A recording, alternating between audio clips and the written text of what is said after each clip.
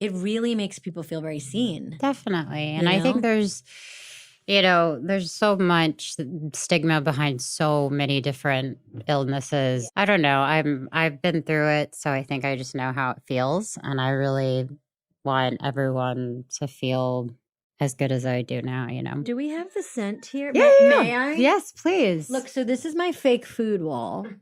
I really, really love this. We have some of this at our home. You do? Yeah. What kind of stuff do you recognize? Okay, already I'm loving this for a couple reasons. Okay, basically we have orange peels that look so real and they're all over the house that people keep mistaking them as trash. And But they're it's fake art. orange peels? Yeah. Art. It's art. I love it. Might be my fiance's choice.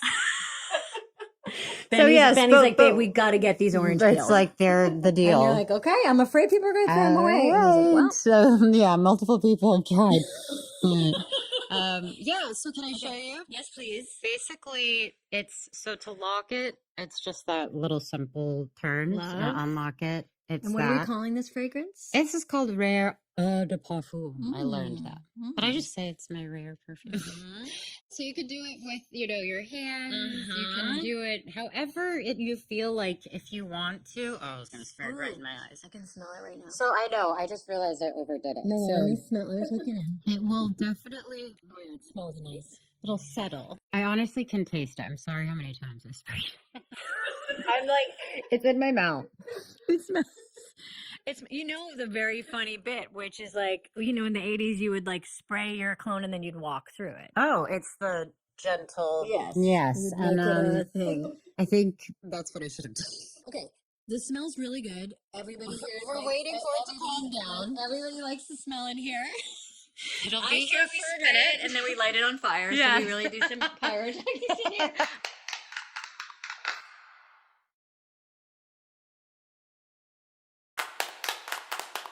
So I got to talk to Marty Short. Yeah. And he was so nice. He came on this podcast. He was your first guest. He was like my first guest, him and Tina. Aww. And him and Steve, are heroes of mine and I'm sure of yours too. And I grew up loving them, but I also have the pleasure and privilege to know that they're really wonderful to work with. And when you guys all started working together, and of course the show is a big giant hit, and I said, what's it like working with Selena? Like, she seems great, but you never know. And every report back has been, and always has been, like, you're such a pro. My papa used to say, if you are on time, you're already late. So that means I get to places 30 minutes before, or my team has had to trick me because I show up so early, but I like to be prepared and to say hi and not be rushed. The feeling of being rushed is very stressful. But then on top of it, I start working with Steve and Marty. And they really, spearhead the whole, they started the pyramid and everything happens. And they are so professional. Mm-hmm. They make everyone feel good. They lighten up any room, even if it's a serious scene. And that's a huge inspiration to me. Mm-hmm. And they've been working for so long. And if I'm tired and they're not, sometimes I'm like, whoa, okay, I can do this. They've really, I've been very lucky to work with people who are, punctual. And I just like it because I want everyone to work and have an enjoyable experience. I don't think people realize in our industry, like most jobs, you get in trouble if you're late. Or you get fired. But in our industry, in the music industry, in acting and in television and film, people sometimes just don't come on time. Right. And it's a really weird thing because in almost every other industry, you can't get away with that. I wonder why. I have theories. I think sometimes genuinely the magnanimous theory is that real artists are often, in their own kind of creative space and time isn't maybe their time management isn't their biggest skill. Yeah. That's a generous way to think Yeah. about it. And then the less generous way is, I think, to your point about anxiety, for some people, there's just like a struggle to figure out the power dynamics. And one way to get power is to make people wait. It's my worst nightmare. It's my worst I nightmare. honestly would start crying only because it stresses me out. It's so stressful. It's also, I don't want to hurt. I guess it wouldn't be hurting people's feelings because they don't probably care like about me that way. But I think it's disrespectful. No, it's not to say everyone live their life the way they want to, but for me, I would feel like a puppy dog with my tail in between my legs the whole day at work if I made the crew wait even 30 minutes. I'd be like, I'm so sorry. I know, so like sorry. we all make mistakes, we're humans, but there are the few times that I've overslept, or I cannot tolerate the feeling No. of knowing people are waiting. It's so nice to know that there's more people like that. Are you an early to airport person? No. Oh, what? I don't push it, but I don't like being This is interesting. in an airport because Sure. it like is as you can tell, I'm a very like anxious person in a way, but I don't know. It gets me like overstimulated. Thank you. You want to kind of like I want to just keep walking right get onto there the plane. and then get in my little blanket. I'm the opposite. Okay. I like to get there with plenty of time. Okay. Go look at the gate. Go look at the gate. You have to see. Yeah, I have to see the gate. That's true. Make sure it's there. Make sure it's there. Look at the plane. Look at the gate. Yeah. Like very like airport dad. Love like that.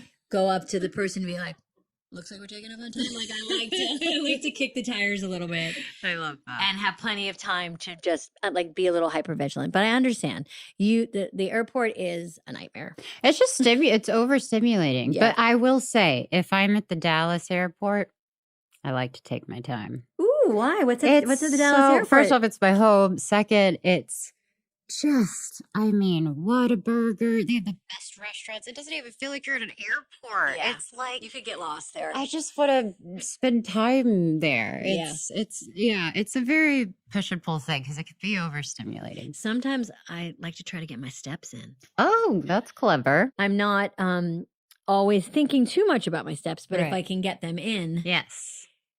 the airport is a great place to get them in. Now, have you seen the people who ride their Love. suitcases? Oh, You can do that. There's Adults automatic. who ride their I've seen adults. I've actually seen it. I do believe you could find it on TikTok or something. riding the It is suitcases. a grown, yes.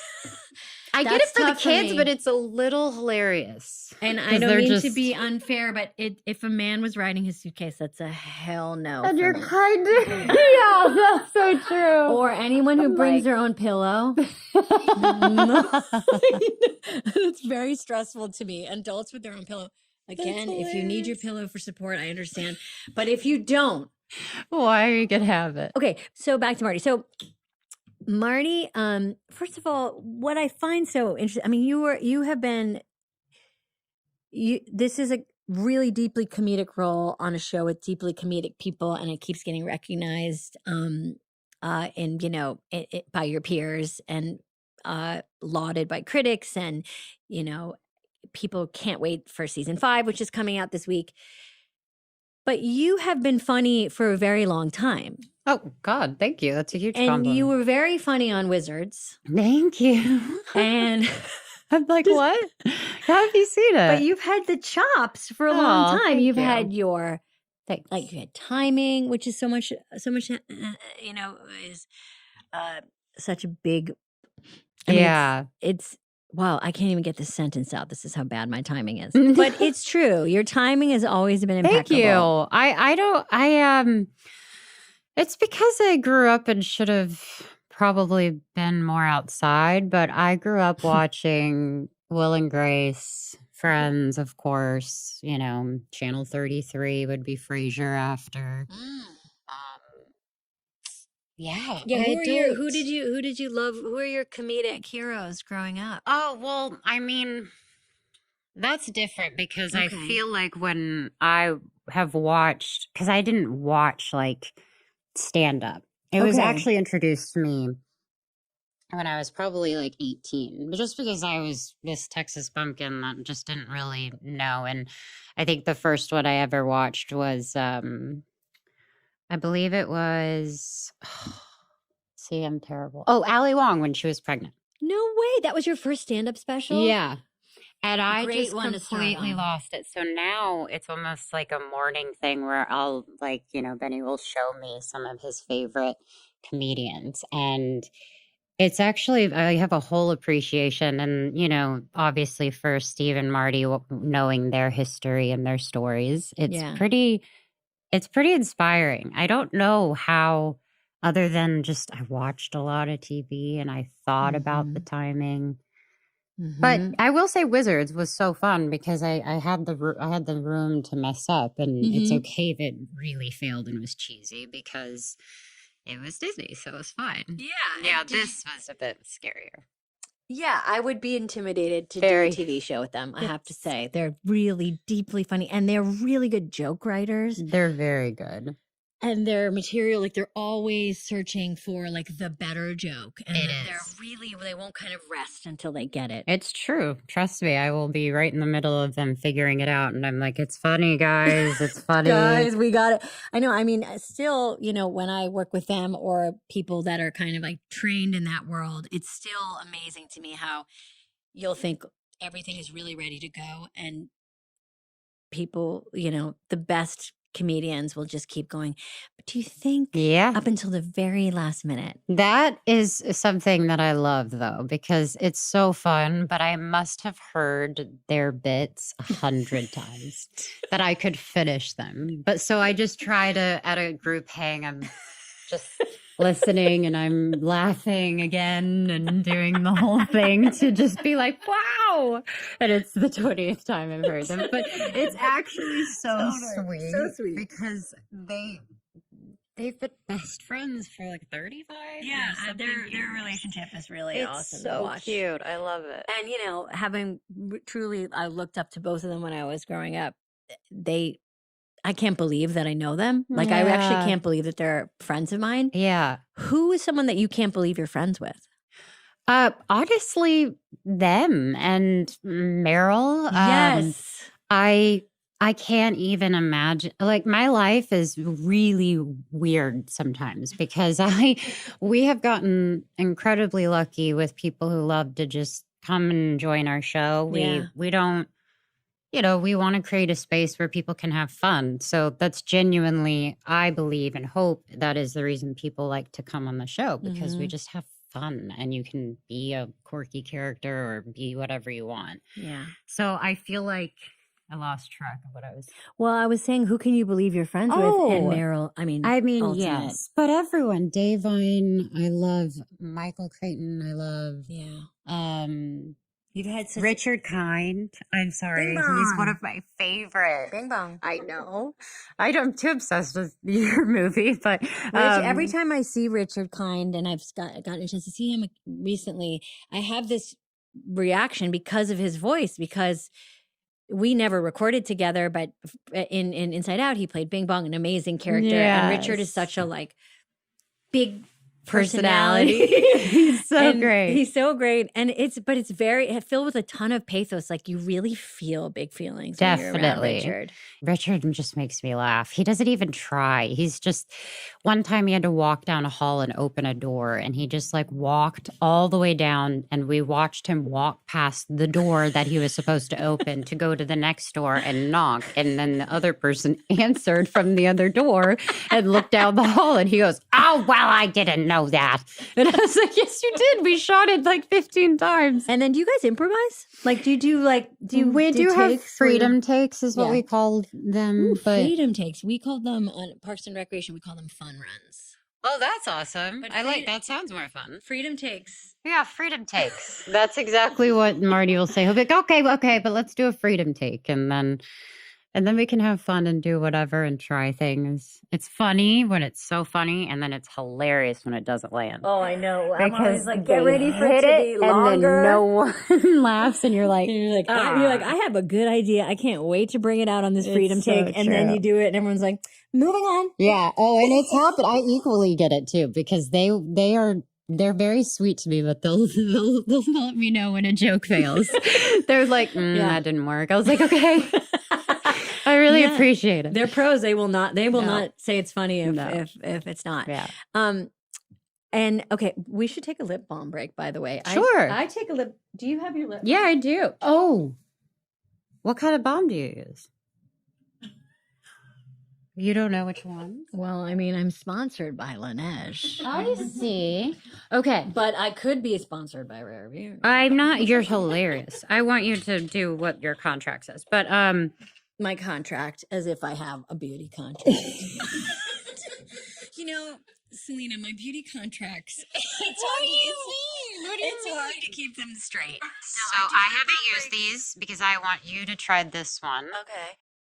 Oh, these are great. It Okay, just the feels reviews good. in, they're great. If you just let them in. Like it a lot. So let's get to Marty's question. Oh, good grief. Marty had a question for you. And it was a sweet one, I think, because, he was saying, he was like, I don't think I talked to Selena enough about her music, and which is such a sweet. So cute. I know, it's such a cute thing to say. And I mean, also, Selena Gomez reveals the celebrities she still can't believe she calls friends. It's not every day you hear a global superstar admit they still get starstruck. But that's exactly what happened when Selena Gomez sat down for a candid conversation with Amy Poehler. During the discussion, Amy posed a simple yet revealing question. Who are the people Selena can't believe she's actually friends with? The answer gave fans a rare glimpse into the genuine, down-to-earth side of Selena's life. With a laugh, Selena began naming a few familiar faces. She mentioned divine Joy Randolph, praising her for her incredible talent and kind spirit. She also brought up Michael Keaton, admitting that being friends with such a legendary figure still feels surreal to her. But it was one name in particular that stood out. Selena lit up as she spoke about Richard Kind, describing him as one of her absolute favorites. She highlighted his warmth, humor, and the comforting energy he brings to any room, qualities that clearly left a lasting impression on her. The conversation didn't just stop at celebrity friendships. Amy Poehler pointed out something deeper. Selena seems to effortlessly connect with people across different worlds, whether in music, film, or her personal life. Selena agreed, explaining that she simply enjoys being around individuals who inspire her. Whether she's in the recording studio or on set, she values the opportunity to learn and grow from those around her. It's this openness and humility that continues to shape both her music career and her journey as an actress. In the end, the moment wasn't just about famous names, it was about connection. Selena Gomez reminded everyone that even in a world filled with fame and success, genuine relationships and meaningful interactions are what truly stand out. And perhaps that's what makes her story so relatable. No matter how big the stage gets, she never loses that sense of appreciation for the people who share it with her.